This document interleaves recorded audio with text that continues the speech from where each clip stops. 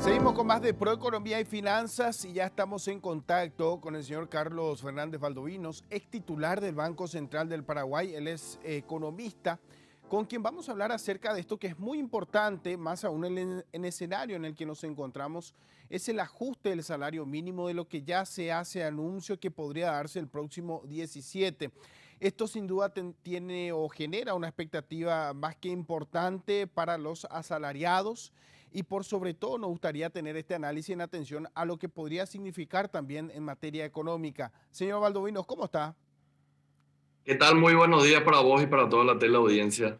Quisiéramos tener su análisis en atención a este proceso en el que nos encontramos en recuperación económica, en donde se busca justamente lograr este equilibrio. El Banco Central del Paraguay que da a conocer algunos datos en lo que hace el ajuste de la tasa de política monetaria, en fin, otros datos que hacen a la economía y por sobre todo hoy día esto que tiene un impacto significativo porque también sirve para finalmente determinar si se da o no el ajuste del salario mínimo. ¿Qué podríamos interpretar de todo esto?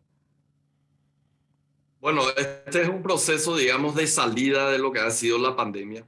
En el lado positivo, digamos, se está teniendo una normalización de todas las políticas, no solamente de la política monetaria con el ajuste de la tasa, sino de la política fiscal, y eso hace a la reducción del déficit fiscal que había alcanzado más del 100% del PIB allá en el año 2020.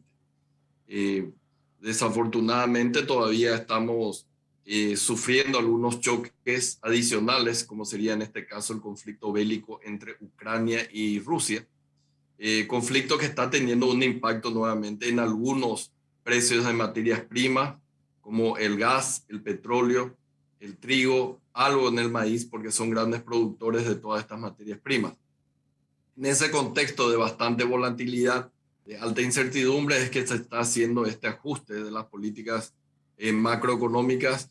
Y bueno, va a ser un año más en el cual vamos a seguir transitando hasta llegar a una completa normalización. Me olvidaba de una cuestión más que también ha golpeado domésticamente, que ha sido la sequía. Y eso ha hecho que caiga la oferta de algunos productos producidos a nivel local. Entonces, es una situación compleja, muy desafiante, y hay que ser muy inteligente en cómo vamos a ir saliendo de todo esto para normalizar finalmente toda la política macroeconómica que ha sido, digamos, el pilar sobre la cual se basó todo el éxito económico paraguayo desde el año 2003 aproximadamente. Sin duda esto inclusive ha sido destacado por organismos internacionales en lo que hace a la estabilidad macroeconómica, más aún con este contexto en donde se habla de la incidencia que pueda tener la economía a nivel global, del conflicto Rusia-Ucrania en toda la región, particularmente aquí en Paraguay salimos de una situación bastante compleja de sequía, hoy día estamos pendientes también de lo que pueda resultar de las exportaciones, pero a nivel local, se habla de un impacto que podría tener este ajuste de salario mínimo, porque siempre hablamos de que esto afecta solamente y principalmente al sector formal, pero que esto no representa prácticamente a la gran mayoría, por lo que se habla, podría generar o acrecentar la brecha del sector que no es formal versus lo que se espera que pueda generar también. Deberíamos tener también una atención especial sobre este aspecto. Sí, así mismo. Yo creo que tenemos que tener en cuenta muchísimos aspectos, no solamente los grandes números macro, sino el impacto de todo esto que está ocurriendo en la gente, es decir, a nivel micro. Y ahí creo que tenemos que ver cómo está impactando la desaceleración económica, una recuperación casi que anémica de la actividad económica con creación de empleos que son básicamente, digamos, más en el sector informal y mal remunerados, por tanto más precarios. Y también el impacto que va teniendo en la gente estos altos niveles de inflación, que alcanzan casi un 12%, la tasa de inflación más elevada de los últimos 10 años, si no es más, desde la implementación de las metas de inflación allá por el año 2011, no se tenía una tasa de inflación tan elevada. Entonces, este impacto en la gente es lo que básicamente tenemos que tener muy en cuenta de acá para adelante. Ahora bien, en la fórmula que hoy día es aplicada, ¿qué piensa de esto en lo que hace a los datos? Porque siempre estamos atentos a estos datos porque el mercado en sí se maneja en base a expectativas, a proyecciones y sabemos que el Banco Central tiene una incidencia muy importante en este sentido. Ahora, también estos datos son utilizados justamente para llevarlo a una mesa de debate en donde finalmente se decidirá o no el porcentaje del ajuste del salario mínimo. ¿Es esta fórmula que se debe mantener? ¿Se debería de ir pensando en tal vez otra fórmula que se acerque más al poder adquisitivo de la ciudadanía? Mira, es increíble la historia de lo que ha sido la fórmula de ajuste del salario mínimo. Vamos a hacer un poco de historia de cómo se llegó a esta fórmula que se ajusta cada mes de junio, básicamente. Anteriormente, si se acuerdan ustedes, básicamente se ajustaba cada vez que el salario mínimo llegaba al 10%. En ese entonces, que es en el gobierno anterior, se estuvo debatiendo mucho porque con una inflación del 4% anual, el ajuste del salario mínimo se daba aproximadamente cada 2 años y medio. La inflación era 4% al año y entonces en 2 años eran 8 y en 2 años y medio eran 10% alcanzada finalmente. Entonces se pensó de que iba a ser una buena solución para los trabajadores, evitar de que ese ajuste se dé solamente cada 2 años y medio. Y creo que se hizo de manera correcta, hacerlo cada año, independientemente de cuánto haya sido la inflación interanual durante ese año. Y se llegó a esta fórmula en la cual el Banco Central calcula cuál es la tasa de inflación al mes de mayo y eso eleva al comité de salarios mínimos y finalmente se aprueba en un porcentaje igual al incremento del IPC hasta el mes de mayo. En este caso tenemos el número que ha quitado el Banco Central la semana pasada, fue de aproximadamente 11,4%, entonces es bastante simple el ajuste del salario mínimo va a ser del 11,4% sobre una base que es la que se tiene hasta ahora, entonces esa es la fórmula que se va a utilizar. Ahora, esa es la historia de que desafortunadamente tratando de hacer mejor las cosas, finalmente se demoró en exceso, digamos, el ajuste del salario mínimo. Volver hacia atrás, no, yo no creo que la fórmula tenga que cambiarse nuevamente de los ajustes anuales a la fórmula de que cada vez que se llegue al 10%, como era anteriormente.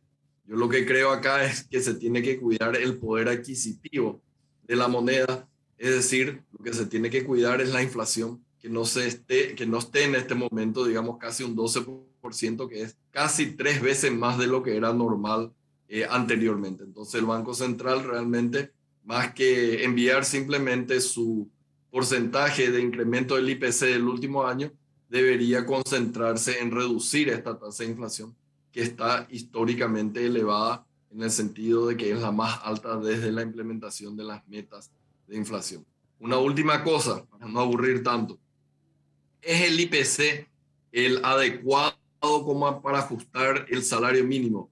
Y yo tengo mis dudas. Yo tengo mis dudas porque la canasta sobre la cual se realiza el cálculo del IPC de la inflación es una canasta promedio de todos los trabajadores, incluso aquellos que no son trabajadores, sino son, digamos, de la clase alta o que son dueños de empresas. Entonces ahí sí hay un desfasaje entre la representatividad de la canasta de consumo que sigue el IPC y aquella que tiene, digamos, el trabajador que gana salario mínimo. Simplemente un ejemplo, digamos, la canasta del IPC que usa el Banco Central, básicamente 60% aproximadamente son alimentos. Es un monto elevado, sí, porque representa el promedio de todo el mundo, pero para aquel que gana el salario mínimo estoy seguro de que la parte de alimentos es mucho mayor el peso que tiene y por tanto, en este caso en particular de este año en el cual el precio de los alimentos subió mucho más que ese 11,4% del IPC en general, el trabajador que gana salario mínimo va a terminar perdiendo en respecto al poder adquisitivo que debe tener para aquella canasta de bienes que realmente consume. Entonces, no es una medida perfecta y tal vez debería repensarse en cuál debe ser la canasta que debe utilizarse para ajustar el salario mínimo. Señor Valdovinos, consideramos algo muy importante esto y reiteramos, además de lo que pueda darse en cuanto al ajuste nominal, se debe tener muy en cuenta el poder adquisitivo y es en esto en lo que debe trabajar el Banco Central, como lo viene haciendo en tratar de sostener o al menos equilibrar en lo que hace a la política monetaria y que vaya de la mano también con lograr contener de cierta forma la inflación para que con este ajuste no se dispare o no se dé nuevamente una inflación. Yo creo que independientemente de la fórmula que uno utilice para preservar el salario mínimo, el poder adquisitivo del salario mínimo, lo más importante para darle bienestar a todos los trabajadores, a los 7 millones de paraguayos que estamos, es que la inflación sea baja, estable y predecible. Ese siempre fue nuestro moto, digamos, cuando estábamos en la administración del Banco Central. Y se tiene que volver a eso. Excelente de que se haya hecho un esfuerzo para atenuar los efectos recesivos de la pandemia por parte del Banco Central, pero ahora creo que se debe cambiar el rumbo de la política económica y poner muchísimo más énfasis en el control de la inflación. Eso es algo que va a ser apreciado por todos los paraguayos. Señor Valdovinos, muchísimas gracias por su tiempo. Valoramos siempre su análisis. Un placer conversar con usted en atención a esta situación que se da en este escenario bastante complejo, en donde reiteramos, cuando se habla de un anuncio, de un ajuste de salario mínimo, hay mucha expectativa. Sabemos que esto, por sobre todo, también compromete al sector empleador, en este caso a los empleadores también, y en base a esto se debe encontrar justamente una fórmula que genere el bienestar de toda la ciudadanía, porque es en base a esto lo que se hacen estos ajustes y nosotros también estamos atentos a brindar justamente a la ciudadanía cuentas claras y análisis de este tipo para que se pueda interpretar lo que sucede. Muchísimas gracias y que tenga un buen día. Gracias por la predisposición de siempre. Muy buenos días para todos ustedes y muchas gracias por la entrevista.